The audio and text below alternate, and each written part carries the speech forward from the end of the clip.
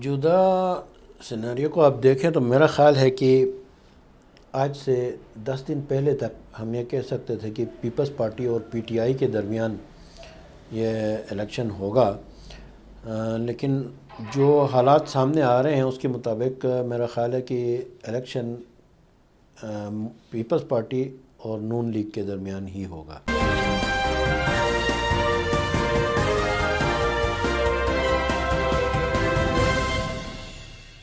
السلام علیکم ناظرین، آپ دیکھ رہے ہیں آئی بیکس میڈیا نیٹ ورک، میں ہوں شبیر میر۔ ناظرین، الیکشن کی گہما گہمی ہے اور آج جو کچھ نئی ڈیولپمنٹس ہیں اس کے اوپر ہم بات کریں گے، تجزیہ پیش کریں گے، اور اس تجزیہ پیش کرنے کے لیے میرے ساتھ دو سینئر صحافی گلگت بلتستان کے موجود ہیں، امتیاز علی تاج اور خورشید احمد۔ خورشید صاحب گلگت پریس کلب کے صدر بھی ہیں، بلکہ اس کو ہم نے نام تھوڑا سا چینج کیا، اس کی وضاحت خود خورشید صاحب کریں گے۔ دونوں مہمانوں کو بہت شکریہ۔ اس سے پہلے کہ میں سیاست پہ آؤں، خورشید صاحب ایک تو یہ بتائیے کہ ہمارا جو گلگت پریس کلب سے اب کیا بنا ہے؟ جیسا ہمارا گلگت ٹی وی سے آئی بیکس میڈیا نیٹ ورک بنا ہے، اس طرح ہمارا گلگت پریس کلب کیا بنا ہے؟ اور دوسری بات، اس کے بعد ذرا اس کی بھی وضاحت کریں کہ اب چونکہ الیکشن آ رہے ہیں تو پورے پاکستان سے صحافی یہاں پہ آئیں گے، ہمارے پاس کس حد تک کیپیسٹی ہے ان کو فیسیلیٹیٹ کرنے کے حوالے سے؟ جی شکریہ میر صاحب، اور آئی بیکس میڈیا نیٹ ورک کا شکریہ کہ انہوں نے آج ہمیں اظہار خیال کے لیے یہاں دعوت دی۔ گلگت پریس کلب جیسا کہ آپ کو پتہ ہے کہ 1993 میں یہ بلڈنگ جو ہے وجود میں آئی تھی، اور تب سے آج تک یہ گلگت پریس کلب کے نام سے ہی مشہور بھی تھی، اور یہی نام ان کا تمام چینلز پہ ہم اسی نام سے اس کو چلاتے رہے۔ لیکن اب چونکہ گلگت بلتستان صوبائی سیٹ اپ اس کو ایگزیکٹو آرڈر کے تحت ملا ہے، تو اور آگے پھر یہ کانسٹیٹیوشنل امینڈمنٹ کے بعد عبوری صوبہ بھی بنے گا، تو ہم نے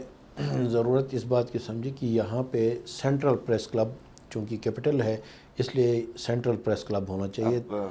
تو اس لیے جنرل باڈی کا اجلاس بلا کے ہم نے آئین میں تھوڑی سی امینڈمنٹ کر کے اس کا جو نام ہے وہ تبدیل کر کے سینٹرل پریس کلب گلگت رکھ لیا، سی پی سی۔ اب رہی بات آگے الیکشن کی، تو الحمدللہ اس وقت سینٹرل پریس کلب جو ہے وہ اتنا اسٹرینتھن ہے کہ ڈاؤن سے ہمارے جو جرنلسٹ بھائی یہاں آئیں گے تو ان کو communication room with net facilities,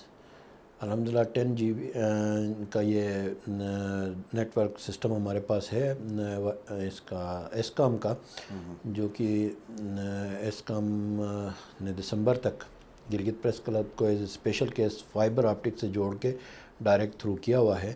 تو انشاءاللہ آپ دیکھیں گے جب الیکشن آئیں گے تو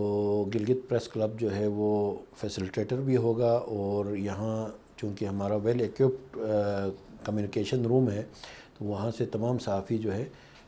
فائدہ اٹھا سکیں گے۔ صحیح، یعنی 2015 کے جو الیکشن تھے جی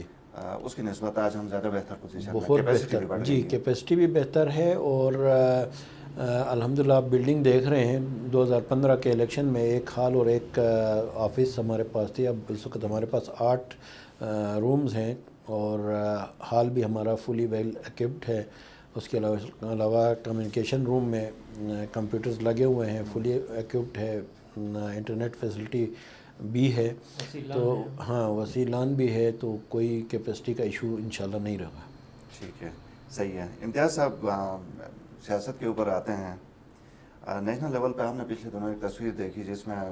I T P, P T I, MWM alliance کے حوالے سے گنڈاپور صاحب کے ساتھ گلگت بلتستان کے جو ہمارے رہنما ہیں وہ تھے۔ اب لگتا ہے کہ یہ الائنس شاید ہوائی ہی تھا کچھ، آپ کا کیا تجزیہ ہے؟ الائنس ایگزسٹ کرتا ہے کہ نہیں، یہ گر گیا ہے؟ آج جو وفاقی وزیر علی امین گنڈاپور کا جو ایک آڈیو جی ریکارڈنگ سامنے آیا ہے، ٹیلی فونک رابطہ شاید ہوا ہے کسی سے، ان کے رہنما سے، وہ جو منظر عام پر آیا اس میں تو اس نے کہا کہ انتخابات کے بعد آئی ٹی پی سے جو ہے دوبارہ اتحاد پر غور کیا جائے گا انتخابات کے بعد۔ تو یعنی اس کا مطلب یہ ہے کہ وہ حکومت سازی کے مرحلے میں اگر I T P us position پہ ہوگی کہ کہیں پہ اس کے 1-2 سیٹ ہوں گے، تو اس کو حکومت میں شامل کر کے پھر کوئی حکومت سازی کا وہ پلان بنائیں گے. اس کو کہنے کا مطلب میں نے یہ سمجھا ہے. اور اس انتخابات کے اس دورانیے میں انتخابات سے قبل اس نے کہا کہ یہ کوئی ان سے اتحاد نہیں ہوا. تو اس کا مطلب یہ ہے کہ جو پچھلے دنوں مذاکرات چل رہے ہیں تو وہ ناکامی سے دوچار ہو گئے ہیں. تو اور یہی امکانات تھے چونکہ یہاں کی جو آئی ٹی پی تھی اس کے کچھ اور تجاویز تھے, تحفظات تھے, اس کے مطالبات تھے. اور آئی ٹی پی جو اسلام آباد میں ہے, پنڈی میں, ان کے کچھ اور ترجیحات تھے. تو فیصلہ اسلام آباد نے کیا تھا, پنڈی کے جو ان کا دفتر ہے مرکزی سطح پر کیا گیا تھا, لیکن گلگت بلتستان کے جو ان کی قیادت ہے انہوں نے شدید مزاحمت کی اور جو مرکز ہے ان کو اپنے فیصلے سے دستبردار ہونے پر مجبور کیا. تو آج باقاعدہ طور پر اس کا اعلان بھی ہوا. تو اس سے مجھے لگتا ہے کہ یہ آئی ٹی پی کو دونوں فائدہ ہوا ہے, کیونکہ آئی ٹی پی کا خیال یہ تھا کہ اگر یہ الائنس ہونے کی صورت میں حلقہ نمبر 4 سے پی ٹی آئی اپنا امیدوار کھڑا کرے گی تو اس کا فائدہ جو ہے اسلامی تحریک کو پہنچے گی, چونکہ وہ جاوید کا ووٹ کاٹ رہا ہے ان کے حساب سے. تو اس لیے وہ توقع کر رہے تھے کہ آئی ٹی پی اپنا امیدوار کھڑا کریں تاکہ پیپلز پارٹی کا ووٹ کٹے. تو اب ایک تو یہاں پہ یہ مسئلہ ہے کتنے حلقوں تک ان کی سیٹ ایڈجسٹمنٹ یا الائنس تھا یہاں پہ. دوسرا ان کو نقصان تھا یہاں پہ رندو کے حلقے میں. رندو کے حلقے میں پی ٹی آئی نے اپنے امیدوار کو ٹکٹ دیا تھا اور ان کو یہ کہا تھا کہ آپ جو ہے رندو میں سکندر کو ٹکٹ نہ دے دیں چونکہ ہمارا امیدوار وہاں سے لڑ رہا ہے. تو اس پہ بھی وفاق نے جو آئی ٹی پی کے مرکزی قیادت ہے انہوں نے ایگری کیا تھا, لیکن یہاں کے آئی ٹی پی کو نقصان تھا, مل کچھ بھی نہیں رہا تھا. تو اس لیے انہوں نے مزاحمت کی اور اس سے فیصلے سے دستبردار ہونے پر مجبور کیا. اب آئی ٹی پی کے علیحدگی کے بعد نگر حلقہ 4 سے انہوں نے ٹکٹ دیا تو جاوید کو کچھ نقصان تو ہو رہا ہے ووٹ کا, لیکن وہ الٹرنیٹ بندوبست تو کر رہے ہیں پیپلز پارٹی والے, لیکن جو نقصان ہو رہا ہے وہ اپنی جگہ ہے, اس میں آئی ٹی پی کو فائدہ پہنچا. اسی طرح اپنے دستبرداری سے بچ گیا سکندر, اس کو بھی ٹکٹ ملے گا تو وہ بھی مقابلہ کرے گا, ورنہ اس اتحاد کی صورت میں وہ الیکشن نہیں لڑ سکتا تھا. تو اس سے میرے خیال میں ان کو فائدہ ہوا, آئی ٹی پی کو تو کوئی فائدہ نہیں ہوا. صحیح, ٹھیک ہے. خورشید صاحب, وفاق میں پاکستان تحریک انصاف کی حکومت ہے, گلگت بلتستان میں کیسے دیکھتے ہیں اب تک کی جو ڈیولپمنٹس ہو رہی ہیں, کتنی ان کی پوزیشن مضبوط ہے؟ جی میر صاحب, ویسے تو ماضی میں یہ ہوتا رہا ہے کہ وفاق میں جس کی حکومت ہوتی تھی وہی گلگت بلتستان میں بھی حکومت کرتی تھی, لیکن اس دفعہ جو میں دیکھ رہا ہوں جو 2020 کا الیکشن ہے یہ کچھ ڈیفرنٹ ہوگا. مختلف ہوگا. جی یہ بالکل مختلف ہوگا. ایک تو آپ دیکھ رہے ہیں کہ پاکستان میں جو اپوزیشن جماعتوں کا اتحاد بنا ہے اور ان کی طرف سے جو بیانیہ نکلا ہے اس سے بھی گورنمنٹ شدید دباؤ میں ہے, اور پھر سب کا اے پی سی کا یہ متفقہ قرارداد بھی تھی کہ گلگت بلتستان میں فیئر الیکشن ہونے چاہیے, اور ان کا الزام بھی تھا کہ گلگت بلتستان میں الیکشن کے لیے پری پول ریگنگ کا سلسلہ شروع ہوا ہے, تو ایک پریشر بلڈ ہے. اور اب دیکھیں کہ تحریک انصاف نے جو ٹکٹس جاری کیے ہیں بلتستان ریجن کو اگر اٹھائیں تو باقی اضلاع میں ہمیں پی ٹی آئی کی وہ اسٹرینتھ نظر نہیں آتی, ٹھیک ہے, جبکہ ان کے مقابلے میں میرا خیال ہے کہ پی پی پی زیادہ اسٹرینتھن ہے. ٹھیک ہے. ایک سوال میرا اس میں یہ ہے کہ صوبے کا نعرہ تو لگا ہے, علی امین گنڈاپور صاحب نے تو باقاعدہ 5واں صوبہ ہی ڈکلیئر کیا ہے, چلیں آئینی عبوری صوبہ ہی صحیح, اس سے فائدہ نہیں ہوگا؟ نہیں, میرا خیال ہے کہ فائدہ نہیں ہوگا, اس لیے کہ امین گنڈاپور صاحب کے 2 بیانیے تھے. ایک تو ایک دفعہ انہوں نے کہا کہ گلگت بلتستان کو عبوری آئینی صوبہ بنائیں گے آئین میں امینڈمنٹ کر کے, لیکن اگلے ہی دن ان کے دوبارہ سٹیٹمنٹ آئی کہ جناب علی ایک پیکیج دیا جا رہا ہے, ٹھیک ہے. لیکن میرا خیال ہے کہ اسٹیبلشمنٹ آئینی عبوری صوبے کی طرف زیادہ اس پہ زیادہ غور کر رہی ہے, اور میری معلومات کے مطابق ودن ویک شاید یہ سپریم کورٹ میں کیس لے کے جائیں یہاں کے آئینی سیٹ اپ کے حوالے سے. اس حوالے سے سپریم کورٹ کا آلریڈی ایک ورڈکٹ ہے کہ جناب علی گلگت بلتستان کو عبوری صوبہ بنا کر اس کو قومی دائرے میں شامل کیا جائے. تو اس حوالے سے, اور پھر اب جب اپوزیشن جماعتوں نے اس کا بائیکاٹ کیا اس میٹنگ کے, تو اس کے بعد تھوڑی سی چینجنگ آئی ہے. اب یہ انتخابات کے بعد اس پہ غور ہوگا کہ آیا اس کو عبوری آئینی صوبہ بناتے ہیں یا نہیں. صحیح. لیکن میرا خیال ہے کہ سر دست جو ہے عبوری آئینی صوبہ بنانے کے لیے نہ گورنمنٹ اس پوزیشن میں ہے کہ وہ اس کو ڈکلیئر کرے، کیونکہ آئین میں امینڈمنٹ کرنی ہے، امینڈمنٹ کے لیے 2/3 میجورٹی چاہیے۔ ہاں اگر ایکٹ آف پارلیمنٹ کے ذریعے یہ بناتے ہیں تو وہ ظاہر ہے سپریم کورٹ میں چیلنج ہوگی، اور سپریم کورٹ پھر اس کو دیکھے گی کہ آیا کہ یہ ایکٹ آف پارلیمنٹ کے تحت صوبہ بن سکتا ہے یا نہیں بن سکتا۔ تو میرا نہیں خیال کہ اس کا پی ٹی آئی کو کوئی خاص فائدہ ہو سکتا ہے۔ ٹھیک ہے امتیاز صاحب، جو بڑی پارٹیاں ہیں اے پی سی جو ہوئی اس کے بعد جو بیانات سامنے آئے وہ تو تعاون کرنے کے لیے تیار نہیں ہیں وفاق میں پی ٹی آئی کے ساتھ۔ اس صورتحال میں عبوری آئینی صوبہ بھی تو کوشچن مارک ہے، آپ کے خیال میں اس پہ پیش رفت ہوگی الیکشن کے بعد ہی صحیح؟ اس حوالے سے سابق جو وزیر اعلیٰ صاحب ہیں ہمارے حفیظ الرحمان صاحب، وہ تقریباً 3-4 مرتبہ انہوں نے میڈیا کے ساتھ جو ہے اس حوالے سے انہوں نے کافی لمبی ان کے ساتھ نشستیں ہوئی۔ ہر دفعہ میرا موقف یہ تھا کہ یہ صوبہ بن سکتا ہے، عبوری طور پر اگر بنایا جائے تو کوئی اتنا بڑا مسئلہ نہیں ہے، صرف بات یہ ہے کہ یہ پولیٹیکل ول نہ ہونے کی وجہ سے اس میں جو ہے پیش رفت نہیں ہو رہی ہے۔ اب دیکھیں پاکستان میں جو ایک ایسا نہیں ہوا ہے کہ کسی کونے سے کوئی فیصلہ جاری کر کے نہیں جی صوبہ بنا دو کہ صوبہ بن گیا، ایسا نہیں ہے، بلکہ جو اسٹیبلشمنٹ ہے پاکستان کی عسکری قیادت، تو انہوں نے باقاعدہ طور پر ان سے مذاکرات کیے، تمام اختلافات کے باوجود بھی نون لیگ کے ساتھ بھی انہوں نے بات چیت کی، اچھا پیپلز پارٹی کے ساتھ بھی انہوں نے بات چیت کی، فضل الرحمان صاحب سے بھی بات چیت کی، جتنی پاکستان کی جماعتیں ہیں ان سب سے بات کی، چیف آف آرمی اسٹاف نے خود بات کی۔ صحیح، لیکن پولیٹیکل ول سیاستدانوں کی کہ یا اسٹیبلشمنٹ کی؟ دیکھو سیاستدان تو مطلب ظاہر نہیں کر رہے تھے ان کے رویوں کو دیکھ کر، ڈر رہے تھے، ہاں ڈر بھی نہیں رہے تھے کہ چونکہ مطلب گلگت بلتستان کا معاملہ یہ دفتر خارجہ کے اس کے دائرے اختیار میں آتا ہے، تو گلگت بلتستان کو ایک انٹرنیشنل مسئلہ سمجھ کر اس کو پاکستان کے جو داخلی امور ہے اس سے دور رکھا گیا تھا۔ یہ براہ راست ان کے اسٹیبلشمنٹ جو ہے اس پر ان کے تمام معاملات میں ان کا کنٹرول تھا، تو اس کو ایک حساس علاقے کے طور پر وہ خود ہی دیکھ رہے تھے اس کو، تو اس وجہ سے کیا ہوا، اس کا اسٹیبلشمنٹ نے فیصلہ کیا کہ نہیں گلگت بلتستان کا یہ مسئلہ حل ہونا چاہیے، ورنہ اس اگر سیاسی جماعتوں کی بس کی بات تھی تو اس سے پہلے کر لیتے، لیکن خواہش کے باوجود بھی نہیں کر سکے۔ اب دیکھیں یہ نواز شریف نے ایک کمیٹی بٹھائی سرتاج کی قیادت میں، تو اس کا مطلب کیا تھا، اس کا ارادہ تھا کچھ دینے کا، آئینی طور پر کچھ دینے کا ارادہ تھا، لیکن رزلٹ کیا نکلا، کہاں پہ ناکام ہو گئے؟ وہاں پہ سیکورٹی جو آپ کی کونسل تھی یا کمیٹی تھی، نیشنل سیکورٹی کونسل، وہاں پہ آ کر اس کو ویٹو کر دیا گیا، تو معاملہ وہاں سے ختم ہو گیا۔ اب وہاں پہ کس کی چلتی وہ تو آپ کو معلوم ہے، مجھے اس میں تھوڑا سا ایڈ کر لوں۔ دیکھیں اس وقت جو گلگت بلتستان کو عبوری آئینی صوبہ دینے کی جو بات ہو رہی ہے، یہ آپ صرف ہم تو پچھلے 70 سال سے چیخ رہے ہیں کہ اس کو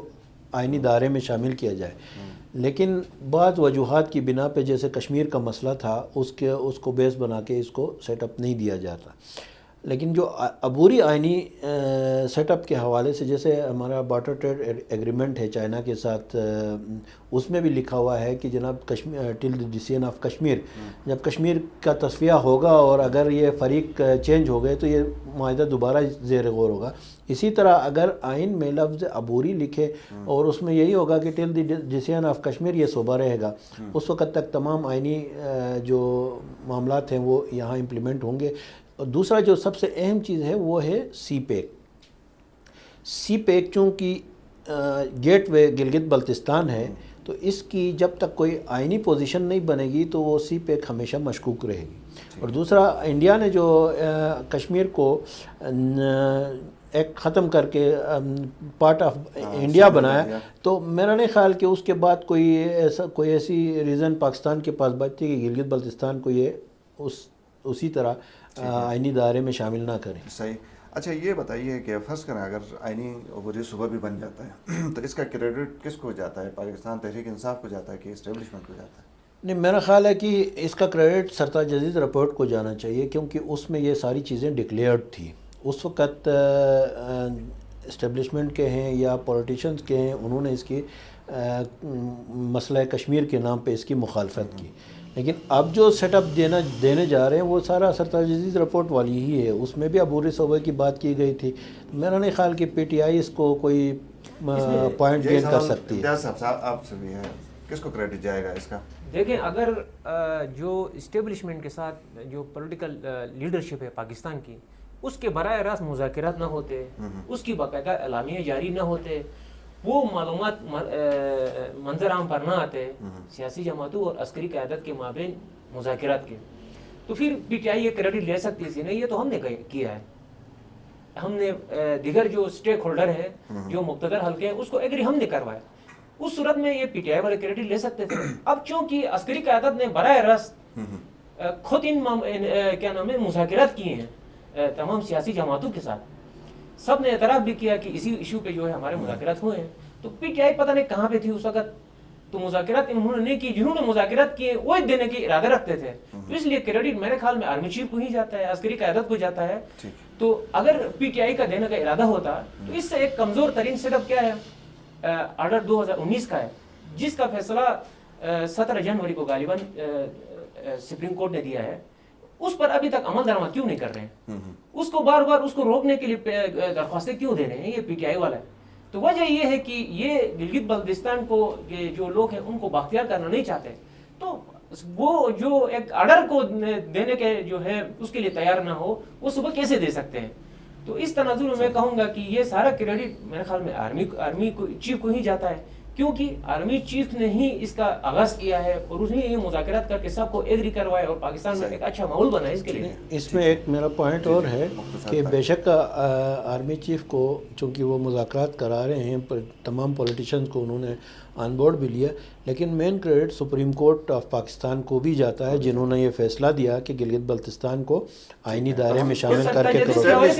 جی سرتاجیز کے حوالے سے ایک بات کہوں گا، سرتاجیز کی جیسی رپورٹیں میرے خیال میں آپ گول کو سرچ کریں 150 قسم کی ہے، بہت سارے لوگوں نے گلگت بلتستان کے جو معاملات ہیں نا یہ سیاسی کہ گلگت بلتستان کے بارے میں ان کا فیوچر کیسے سیکیور کیا جائے، لیکن وہ اتھارٹی کے تحت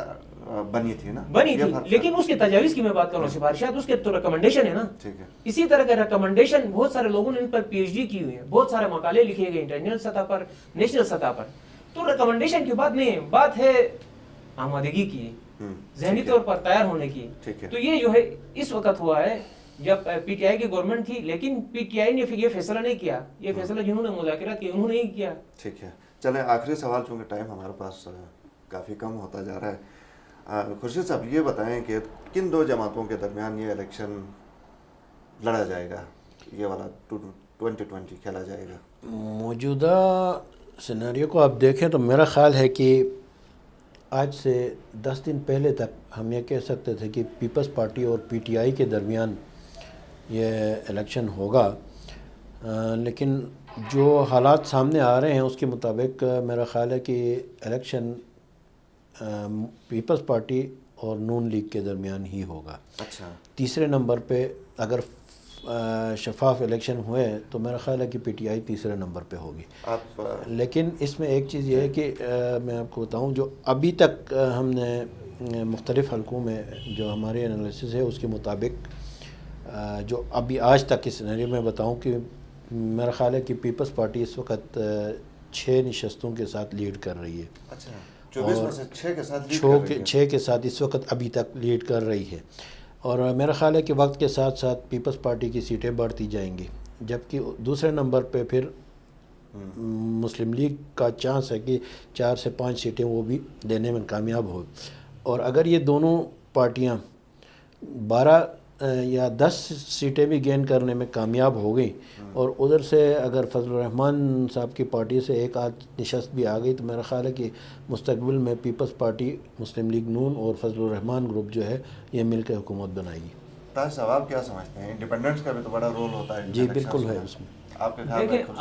آزاد لوگ ہوتے ہیں وہ الیکشن تک آزاد ہی ہوتے ہیں،